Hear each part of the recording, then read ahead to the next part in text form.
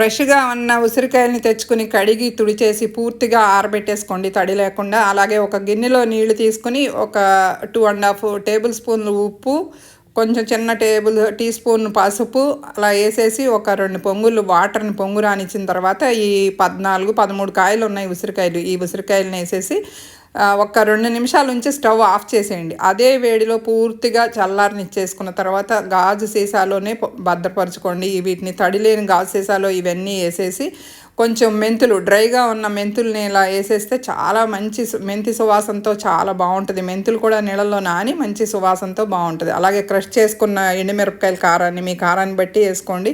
అలాగే ఇంగువ వేసుకుంటే చాలా మంచిది. అది ఏసుకుంటేనే బావుంటది. అది మీ ఇష్టం. ప్రతిరోజు సీసాని ఒక 5, 6 రోజులు ఇలా కలిపిన తర్వాత ప్రతిరోజు ఒక కాయ తింటే ఫుల్ సి విటమిన్ మీ సొంతం అయిపోతది.